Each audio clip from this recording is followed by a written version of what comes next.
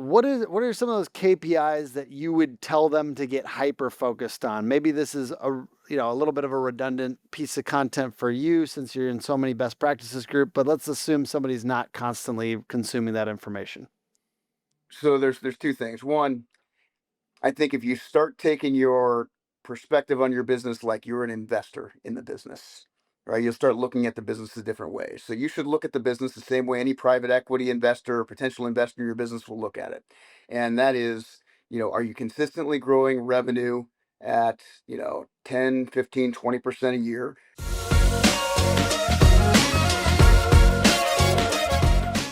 Hey, how's it going? It's Tim Brown, and this is the Plumbing and HVAC Hustle Podcast. And today I've got Landon Brewer on, and you've got a lot of different ventures on. So I'll let you kind of introduce what you're working on right now.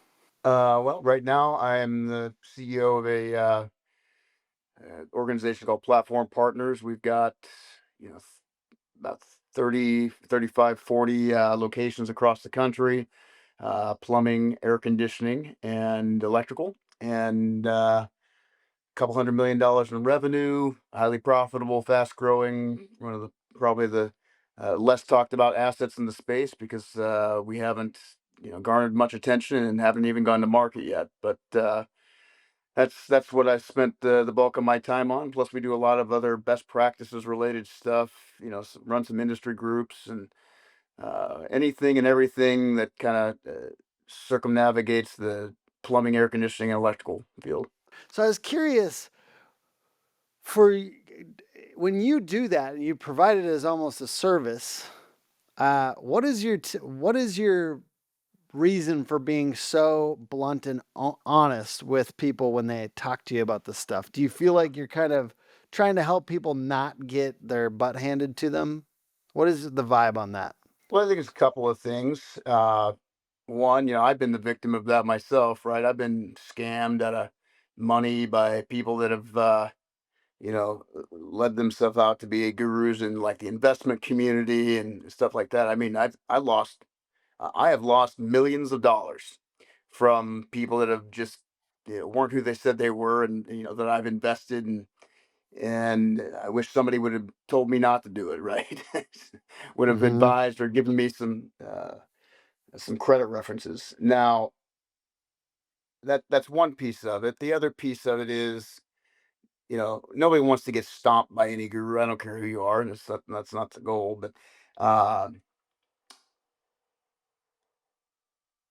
so I started out in this industry 25 years ago, and I started out in the best practices arena. I wasn't, I'm not the traditional guy that you might see coming into plumbing, heating, and air conditioning. I'm not a technical trades person. I was an accountant and went to work for a company that I found an ad in the newspaper. Went to work for these guys. It was the guys that took Service Experts public, first publicly traded HVAC firm, residential HVAC firm, and had a brilliant business plan. I was one of the first employees of that company, and it became another company called Clockwork Home Services. It eventually sold to a utility company, and now the franchises are owned by Authority Brands.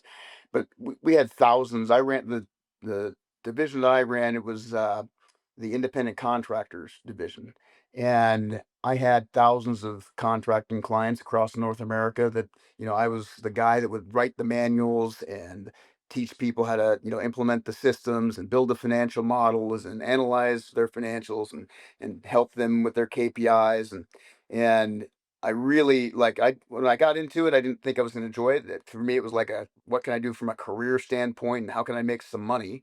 And I started to love it, right? And then I stayed in the industry for another 25 years.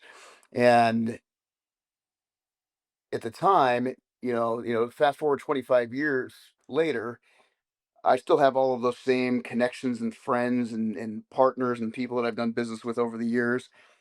And now we're at a space, maybe starting like 6, 7 years ago, where social media it really kind of took over a lot of the attention from those organizations and groups, the next stars of the world, the SGIs. And we started seeing all these gurus that, mostly very young people with little to minimal experience, haven't had, much of a track record in the space and they're, if you look on social media, somebody's got 12,000 followers and pretending to be whoever they want to be, that you're just ripe for being taken advantage of, right? So I'm still young enough to. You talk about the difference between influencers and industry leaders. What is the difference between an influencer That's and an that's a good industry leader? that's a good way to put it. I mean, I guess I would consider an industry leader somebody that has a career track record of building businesses, doing things for the space, helping other people. Just somebody that you would see getting a Hall of Fame award later, right? An influencer is just some person that scales their fan base up and has viewers and uh, somebody that lives for clicks and uh, gathering attention and is probably not necessarily out for the betterment of the people in the industry, probably, out to garner attention for themselves and kind of highlight things in life or in business that paint a picture that isn't a realistic picture, right? What I was told is that you know the industry in and out, that you've been around and you kind of have the lay of the land. So that's why I wanted to talk to you, why I've been hounding you for this interview, because I wanted to hear more about the real industry, what matters, how to decipher bullshit from real shit. And that's what I'm getting at today. So I want to go into something a little like you were saying, the two things people care about the most, and talk to you about like scaling up systems and getting the best deal if you're selling. Let's talk about those two things a little bit here. So, scaling up systems, if you were planning on selling, let's say, I guess a first question on that is should people what should people be aiming at if they were like the ideal sale from your point of view? Like when I say that, I mean, do you think they should be in any rush right now in plumbing and HVAC? Do you think people should be aiming at a particular EBITDA range for that type of sale? What is your perspective if you had to like give some general guidance, and then you can tell me why like a more specific kind of situation, I guess. I think everybody should always be in a rush, and there's no specific time around it. I think, uh, my perspective is probably different because I came into the industry 25 years ago looking to buy, build, sell, buy, build, sell, buy, build, sell, and I've done that, and I've had, I think, 5 exits now to various organizations, PE firms, etc. And my goal is always to has been to buy, build, and sell. That's just what I've done. That's not the only route, and then that's definitely not the easiest route and or the most common route. But here's what I would say. I don't know that the goal should be to sell. I think the goal should be to build a business that's got the highest enterprise value, the most valuable asset that you can own.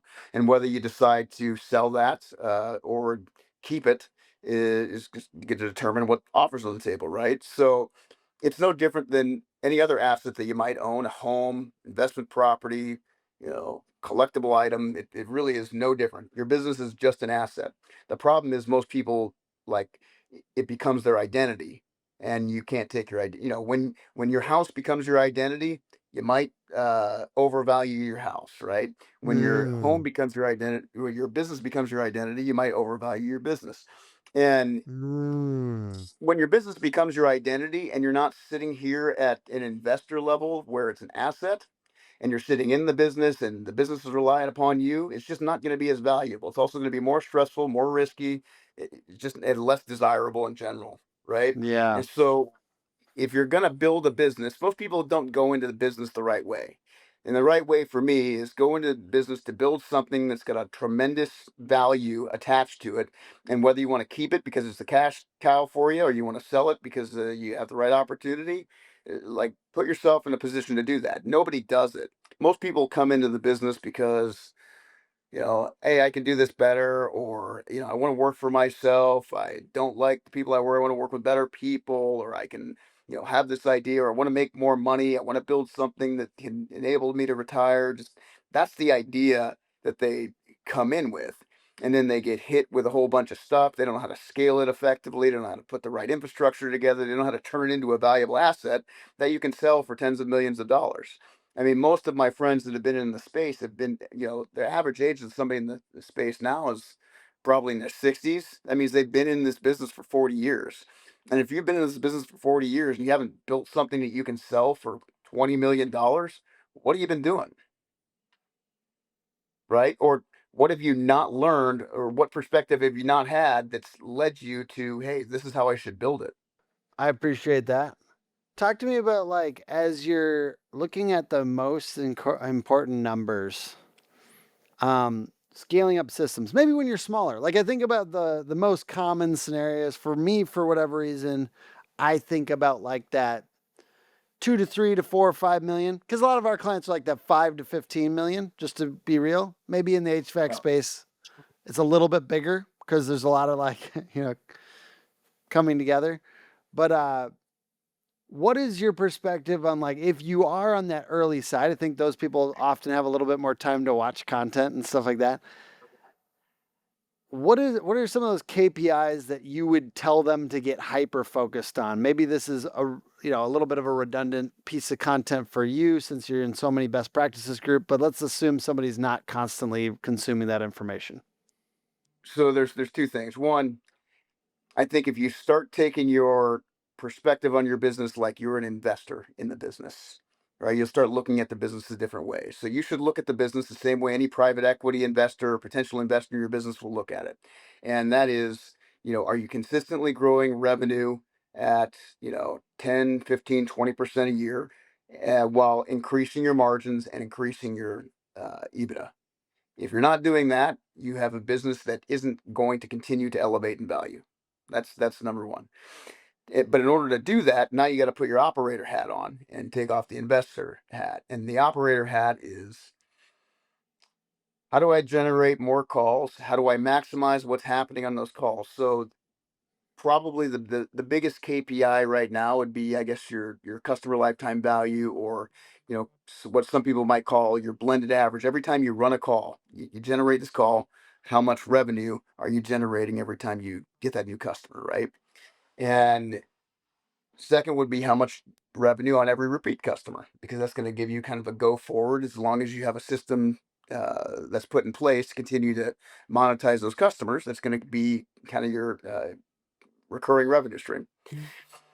So I would say those are probably the two biggest focuses. And then what most people, what most people don't realize, what will determine your profitability, unless you've just gotten large and let your overhead get out of control, or you've done some odd things, you're not controlling your marketing or whatever, is your labor. We are labor brokers in the business. That means, if you were a technician that works for me, salesperson, installer that works for me, I'm going to pay you $1, and I expect to bill a customer for that dollar, at least $2, $3.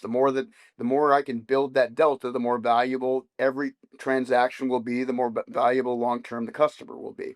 So you have to make sure that your pricing is set, and that your KPIs are set, so that your gross margin, and this is something that everybody kind of struggles with, because we used to say it was easy to hit a 52% gross margin when prices were lower and the cost of labor was lower and cost of equipment was lower.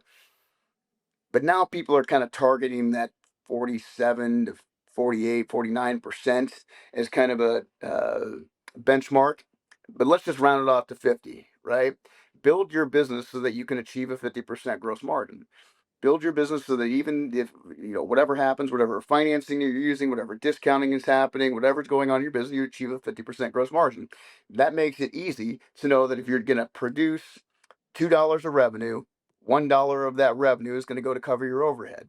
And if your overhead on that $2 of revenue is 30 cents, that or 70 cents, that means you got 30 cents left over, and your 30%, your margin profile is in line, right? That's that's just how you have to think about it. So the KPIs would be, how much are you generating every time you're seeing a new customer, and that number for everybody in plumbing and air conditioning today. Forget whatever the best practices groups say that are outdated information. You should be hitting $3,000 every time you see a new customer. Period. That's what the KPI should be if you really want to hit maximum profitability and best practice high standards. Uh, Existing customers should be about $1,500. That's an easy way to look at it.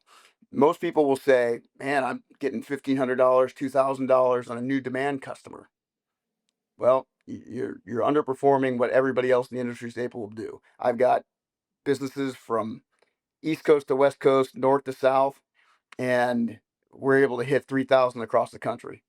Talk to me about how this all translates into selling, getting the best deal when you sell, and anything you should be looking out for, red flags, danger signals in a sale. Just talk to me about that. Like, how do you think about that now? Do you think that we're still in a very ripe environment? Do you mourn the good old days? What is your perspective on selling companies now? When I started doing it, we used to be able to buy companies for 1 to 2 times profit, and the profit was very low, right? So that we used to buy companies very cheap, and we would build them up and we would sell it, and man, we could sell this thing for maybe 4 times our elevated profit, and we just made a lot of money, and we can roll that money into the next deal, and that was the model. And when we were one of the early ones in this newest wave of private equity to sell, and we had at Gettle at the time, and we had about $8 million of profit, and we expanded it regionally to Las Vegas, Arizona, California, and built a pretty successful, rapid growth business. Took it from losing money when we acquired it to making $8 million a year in just a couple of years, and we got an offer that valued us at 8 times that. So I thought, holy shit, 8 times our profit. That's fantastic. Let's do a private equity deal. So we did a private equity deal. We became a what's called a platform. And for those that don't know, if you're a platform company, that's a company that shows enough scalability, enough growth, enough uh, infrastructure so that a private equity company will come in and use you as the initial investment. It will be the platform at which they will build off of, right? So if most of them will say, hey, you got to be at least $50 million. You have to have, a certain margin profile. You have to have so much growth going on so that we can kind of continue to expand what you've built. So those generally will yield a significantly higher multiple upon sale than any other business, right? So Hmm. it kind of works that way across the board. So if you've got a newer business that's maybe $3-4 million in sales, not super profitable, you're probably lucky if you get a couple of times your profit for the value of that business. Beyond that, if you've now scaled up and you're probably in that minimum kind of target the private equity looks like, most middle market firms are kind of, if they unless they've already got some assets in the space, probably won't really look at you seriously until you start to hit at least a $5 million revenue level and a decent amount of profit. And then you're, depending on, where the market's at, now you're looking at maybe a couple turns more than the guy down the line from you. And then you go up and now you're a $10 million business that's relatively high profit and you're showing pretty significant growth and you can be kind of a regional player for a group. Now you're maybe looking at, depending on how solid of an asset you are, maybe you're looking at 8, 10 times, at this point, which, is pretty amazing to me considering I was like jumping head over heels 6 years ago at an 8x when I had $8 million of profit, right? So the Hmm. multiples have significantly increased. They've gone down, from the peak, right? But the interest When in the was the space peak, by the hasn't way? waned. Give me a sense of when that peak was for this industry. Uh, Still a lot of money chasing these transactions. There's still really good outcomes out there for sellers. It's good to have someone like us in your corner because we're not emotional, but guess what? When you're selling your business, it becomes emotional, and so it's really good to have an intermediary, there every step of the way. www.sfpadvisors.com. All the contact information is directly on the website. the peak was when the interest rates were zero. It's just like everything else, right? It's Yeah. not determined by, there's some supply and demand component to it, but it's all the cost of money, right? So Yeah. the private equity groups, they raise debt, they go out and they have to return something to shareholders, but the return requirements always stay the same. The cost of the money is what goes up and down, right? So when the cost of the money skyrockets, well, in order to achieve the same return, you can't pay as much as you were paying for businesses before. So the multiples have to come down, and the multiples compress, right? And so that's just going to be the way it is. And I think we've probably hit kind of this, general evening out area, because interest rates haven't changed much one way or the other for the last couple of years. But Landon, years ago when it was zero, we got over 20x for the business. how do we trust who to listen to on the internet about these topics, about the private equity topic, about the most important KPIs? Who do we trust? And how do we decipher that? Like, how do we make good decisions about who to listen to on these topics? And I'm sure you've probably had some run-ins with people that also are good operators. I don't think it always makes everybody bad just because people fight. It doesn't mean that I don't know that I Yeah. don't know that I've ever had a run in with a good operator. I mean, Okay. like, I'm pretty aware of anybody that I've ever had, what do you call it, a beef with, or just Yeah. me talking about my thoughts about. I don't think if you're a good operator and you have noble intentions of wanting to help other people, I don't think I've ever run across somebody like that I wasn't cheering for. Uh, but how do you discern who that is? So me, the people that I have before, I have personal knowledge with.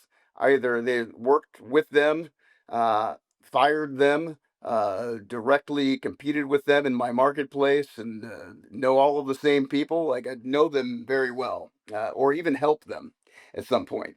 And so I know what's behind the scenes. I know that the people that are shouting out that they're doing $50 million in revenue at the time hadn't in the entire course of their business history ever achieved $50 million in revenue.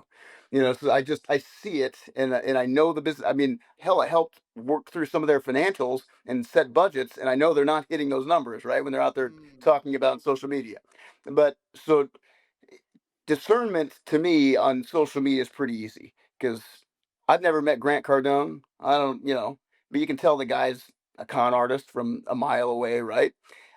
Discernment for me on social media, if general rule, if everything is about money, everything is about flying private jets and driving your Rolls Royce or your Lamborghini or your flashy car, or if everything is presented in a pretext of money, that's a scam. Those people are con artists. At the very least, you shouldn't follow their example. I was talking to, my old partner the other day, who, has hundreds of millions of dollars and has been very successful in the business. And, we were talking about this very topic, and the guy doesn't have expensive cars. He had a jet for business travel for a while, but, you know, his focus at this point, he's got enough money in treasuries that can fund his very expensive lifestyle and multiple homes, because he's put the money in treasuries. Plus, he's got money in other organizations. He's building other businesses.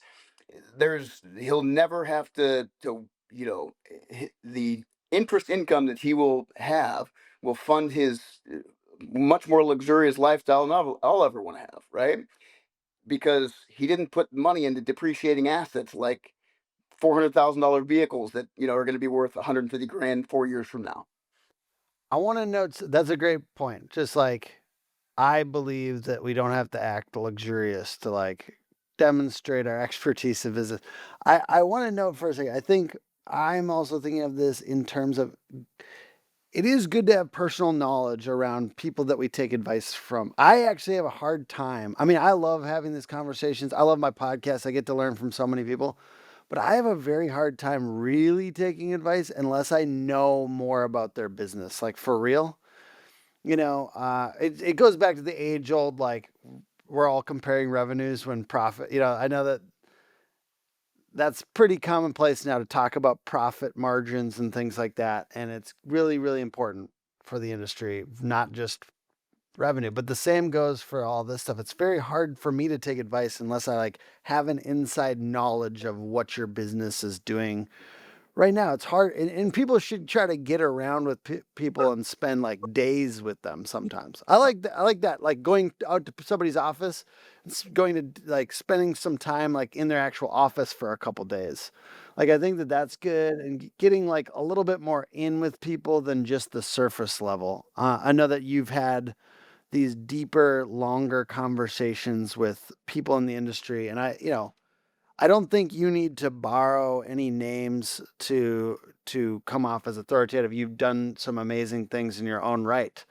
Um, but how do you, when you've made these relationships, because you've made some pretty big relationships in the industry, and you've been involved with their businesses and things like that. How did you originally like get connected with people? How did you find your way into these opportunities that you've had, and how can somebody else do that if they're trying to learn from um, amazing people like that? Well, for 5 years, I was a director of a best practices group, and I had thousands of contractor clients that I just helped and had intimate knowledge of their financials and their business and helped them grow their business. And it was my job. So I came in the Which one industry. was that? Which one was that, by the way? Uh, so it's, I can't even remember what it's called now, but back then, so we first started, it was called Contractor Success Group. It became Yeah. Success Group International, SGI, and now Okay. it's called Certain Path. Oh yeah, certain path. Okay. Now it's called, yeah. So I was one of the first, you know, uh, long before it was that, that's what I was doing. And I was the finance guru at the time. And actually, the guy that's still a part owner, he was one of my early mentors. We had desks that were back to back in this office, and I'll never forget one of the first things he told me, because I was fresh out of my MBA and going through somebody's financials over the phone and giving them different ratios and talking about their current ratio and their cash positions, and this guy says to me, "That guy didn't know what the hell you're talking about."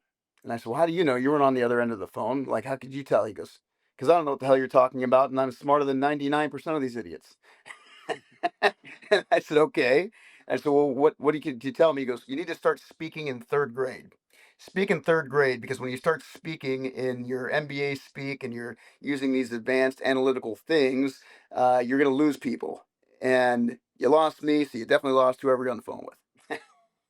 And I said, "Well, I will take that. That was some of the best career advice I was ever given very early on." But that's how I connected, created all these connections with these people. And then I saw, one of the other people in the space that was wanting to do what I wanted to do, which was buy, build, and sell businesses, Ken Goodrich. And I called him and I said, "Hey, look, I see you doing this stuff. This is what I want to do. How do we get together?" And he's like, "Well, I'm gonna, he was at the time he wanted to sell businesses to the company I was working for, and they got into a tiff. And he said, "Well, you come out here with me. Let's sell some businesses to ARS Rescue Rooter, and let's work out that deal." And so did that. I moved out to the West Coast, took on kind of the West Coast region for ARS Rescue Rooter, and then I had all these industry connections. I would go to all the best practice stuff. I've just been doing it for so long that I started getting Mm, involved with all these people. Half the people that became like a lot of them even worked for me early on in my career and built hmm. really successful businesses out of it. Landon, what's a big goal that you have for this year? Like, what's the big goal that you're working on in this group? Oh, I think, we're finally at a point where we probably going to be going to market here soon, prepping Hmm. our own business to sell. We've had some great growth, and uh, that'll be kind of the next step in it, get a more sophisticated sponsor and then recapitalize the business so that we can go out and acquire more and expand more. Do you have And so a like that's a that's probably the biggest 2025 group. group revenue goal or anything like that? Yeah. So it's the top line revenue goal is 227 million. Yeah. I don't think we're quite pacing that yet, but we're just What kicking it off what summer was in it most of the last regions. year? 197. 197. All Yeah. right. And Landon, just I'm trying to get to know you too. Like, what do you care about outside of business? I'm sure you spend a lot of time in the business, but what do you do like for hobbies, and what do you enjoy? I talk shit on social media. Uh, But only like once a week, so, lower than the rest. That's fun. No, man, that's fun. That's a pastime. so, not that exciting of a person. I've got a family. I've got a 12-year-old. Uh, live out in Newport Beach, California. Like all things beach and weather related, I spend a lot of time outside, outdoors, whenever I'm not, in front of, working stuff. Mhm. Big in health and fitness, work out a couple hours a day, get up every morning and hit the bike at 4:30 and jump on my calls. It's What kind of would what I you do. say I appreciate all the, like, how you kinda got in with different people and just, like, basically, I'm learning, man. I'm learning. And by the way, life is getting very good for me in a lot of ways, and I don't like, I don't know that I'm half, a third is 1/10 as rich as half these people in this industry, but I'm so grateful. Like, I have a ridiculously good life, and I'm so grateful. Um, I like learning about you as a human being, and I like learning about people's habits. Like, any habits that you have that have kind of set you up for the kind of, opportunities. The 4:30 thing is telling. Anything else, like, around just your personal life and energy habits that you feel like has helped you find yourself into these kinds of opportunities? Yeah, I think the only way that I'm able to do, because, well, I'm going to back up. One of the other things that you need to be on the lookout for when you're looking to who to listen to, right, is if everything is always great, if everything is always, look what I've done, look what I built, I've scaled this massive business, I'm super profitable. Uh, it's first sign that it's somebody that's full of shit. Because if you've been in business for any amount of time, regardless whether in your business, whether our business, whether it's your roofing business, your digital marketing business, business sucks. It sucks Mhm. more often than it is good. And people will absolutely disappoint you, hurt you, steal from you, do terrible shit to you. Uh, it is a rough thing. It's sometimes I mean, it is not good most of the time. And so for people that pound their chest and say, "Hey, look what I did! I've been in business 5 years. I made 100 million." Blah, that's bullshit. Like, and if you did that, congratulations. But your life must have been absolute hell for 5 years if that's what you did, right? Mm. Uh, so in order for me to continue to do what I'm doing and not have lost all sense of everything in my life, I have to be super mentally fit, super physically fit, and pay very close attention to those things. Uh, Other people may not require that. Like, it caught up to my partner Ken, and he started this walking thing, and he lost 100 pounds. And another friend of mine, Greg McAfee. I remember taking a photo of the two of those guys, and they're both like at their biggest, and they both lost over 100 pounds each, and they both are really solid business people with great heads on their shoulders, and that's somebody that you should pay attention to when they talk, right? That's somebody You that you could tell has gone through it. I just wanted to insert one thought that's been like just chugging through my brain this last like year is around Tommy Mello was talking about it's not about what your goals are or even what your systems are. Sometimes it's about like what are you willing to like what consequences are you willing to accept. For some reason that's been stuck in my head because essentially it's like when you're talking about the terrible things that go wrong in business, all the ridiculous amount of like mental fortitude that you're going to need to have to like experience the next level, that you have to be willing to accept the consequences. What consequences are you willing to accept? So for some reason that A idea has just thousand been like percent true. clanking around Yeah. in my head. I can't get it out of there. It is 1,000% true. I mean, the bigger they say that your bigger your ambitions or dreams are, right?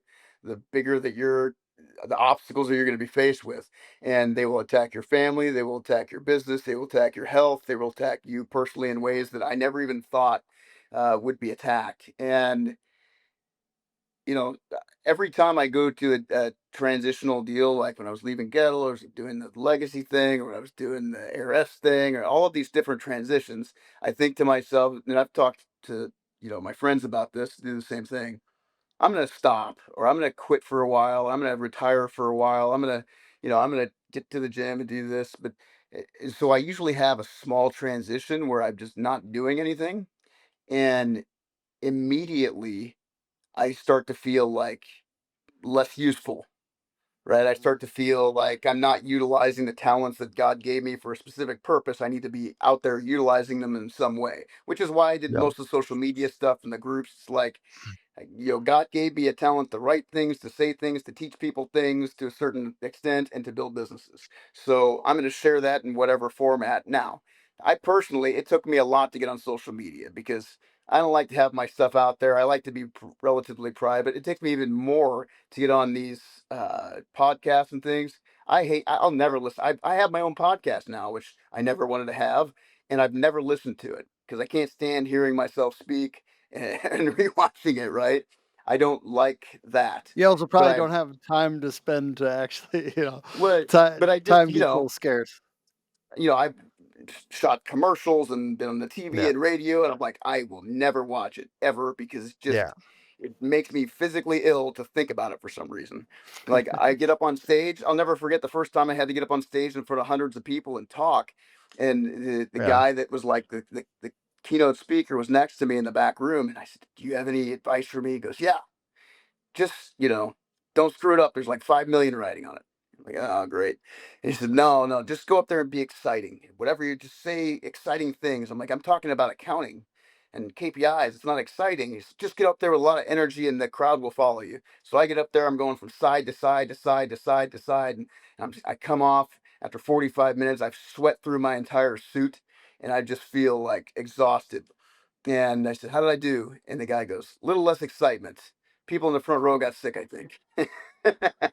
So, but I've never wanted to be the person. I always wanted to be in the background. I want to be the guy behind the carpet. And I never wanted to do this because it's just not naturally who I am. I'm a more introverted person.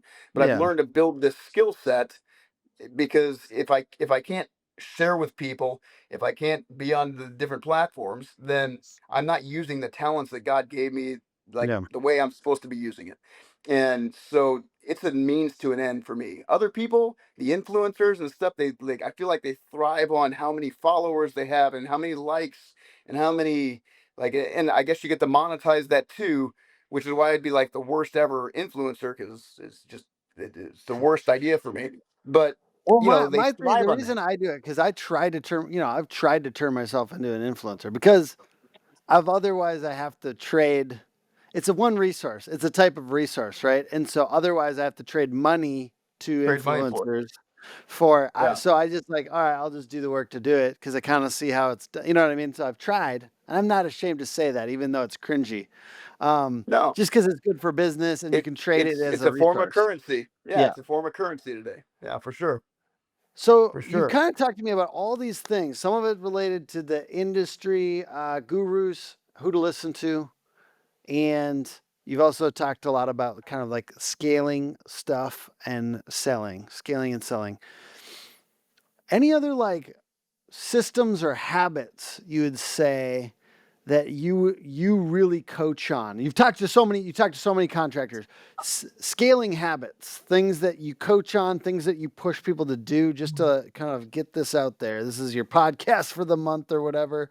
What are you pushing people to think and focus on now? Yeah. So another reason why I'd like to have Chad, join your show. Chad is a partner of mine in North Carolina, and he has been very successful. He joined us. He was doing about 650,000 in profit at the time. I think maybe doing like 7 million sales. And this year I think the budget's 19 million and two and a half. And he did 1.9 million in profit last year. It's just been massive growth. And uh, the salt of the earth, amazing human being. He worked for another big company in the area called Morris Jenkins for years, and he started this thing like 8 or 9 years ago. And yeah, he gets up there, and we asked him to do a presentation for we had a national meeting for all the companies, and he just starts saying, we don't have managers anymore. We just have coaches, head coaches, and the different positions. I don't want anybody to manage shit in my business. I just want coaches, right? And his mentality is totally different. And now we're making everybody in the platform go spend a couple of days with him and like learn. And we've like documented this head coaching thing because it is the best way to think about the business. Uh, Mm. and it's because it's scalable, and people get caught up in like, hey, that's why I say the comments I made about Nexstar and some of this antiquated stuff is I see I see a commonality. We acquired a lot of Nexstar companies, and the commonality is they're all overstaffed. They have way too many managers. They have a manager for each manager. It just uh, makes it a very complicated structure. And the idea is to have as few people in the office as possible operating highly efficiently, whether it's with the use of technology or whatever. But you don't need the same amount of people that you had before to scale your business. And you don't need anybody managing anybody. What everybody needs, including most of the owners, is a change in their perspective of the business. So when I got into the business, I was an accountant, and the people that got me in the business took Service Experts public, and it was a publicly traded company. It was doing, $1 billion of revenue, and that was the goal. We're going to do the same thing here.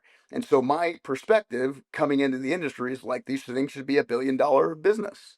Like that's what I'm building. I'm building something to be $1 billion business, and here's the models, and that's how it has to work. And so most people don't come in with that perspective. Most people come in with, I work for some guy that's doing 3 million, and I can make more money and do it. I can maybe reach 5 million, right? And there's there's no reason. Like I had a great conversation with somebody the other day that has been a client of mine or now a partner of mine, but it's been in this space for 30 some odd years. And he was in that same class of people as Leland Smith, Ken Goodrich, Jimmy Hiller, all clients of mine, Dave Geiger, all clients of mine in the same affinity group. He built his business over that course of 30 years to doing maybe $7 million this year. The other guys have exited and made hundreds of millions of dollars for themselves and built, billions of dollars worth of revenue. So what's the difference? Right? Your difference is what are you shooting for? What's your perspective? What are your standards? What are you willing to accept? Like that is the different thing. When I started with this platform, like I'm not going to get out of bed unless it's going to be $250 million and put $50 million to the bottom and be worth $750 million, because I've helped so many become way more than that. So like that's my expectation. And I'm going to drive people to have, if you don't share that expectation, we can't work together. And it's kind of like in sales. Sorry, I think about sales a lot. Presumptive closing, right? The greatest salespeople don't seem to like ask for the sale, even they just presume the close. It's kind of like in our mindset. If we focus on winning, we expect to win, then you're going to just win more. And you should have high expectations. Well, you And mentioned that's a better sales. way to live. So I love that, So, man. when I first got into this, we used to give out rings and awards for $1 million salespeople, right? You hit $1 million of sales. And if you're solely a salesperson hitting $1 million in sales, you don't work for me anymore. Like you're not hitting the minimum standard to even like be employed. Uh, and in some people that may offend some people, but you Yeah. know, the highest standard I've set in the field that I've seen and personally had somebody working with me that did it was $11 million in the field in sales in a year. I'm sure that record's been broken since. And from there, we pivoted and we started doing over the Mm. phone and got rid of a lot of the salespeople in field at Gettle. And we went over the phone. And now I think, the first year we had 10 people hit $10 million or more in sales and never left the office. So, it's just, we had to reimagine Mhm. that though. We had to put that in place. We had to Yeah. set the expectation. We had to sell everybody, and that's what the goal would be. Right. And so, but most people are still out here like, wow, I've got a $2 million sales guy. So Phil Falasky did from Lee's apparently did just under 20. So that's the craziest number I've heard. And then there's been a few other people that I've heard like doing 14 like 3 years in a row. numbers like that. I just like the record breakers. I like the people that set these crazy numbers because then it just re-anchors everybody's brain a little higher. Like what's actually possible? That's actually And possible. everybody's Yes, got a with a different support structure and cast. how you're going about doing it. So, But yeah, you got to be careful about that too. Because if your model, yeah, if the model that you're presenting to your salespeople is like, here's how you run yeah, it, and it's not the same way that it's being run over there, and you don't have the same support cast, you don't have the same lead volume, you don't have all the same stuff, you yeah. really can't compare it. But it is good to see what is possible. Yeah, that's perfect. Well, thank you everyone for watching. Where can people check you on the internet here? Probably just on social media, I guess. Just look me up, and we got the Service Einsteins group, we got the HVAC owners and managers group. Then just find me on social media. Yeah. All right, well, check them out. And thank you everyone for watching. Podcast is put on by hookagency.com. Hook Agency all over social media. Thank you guys.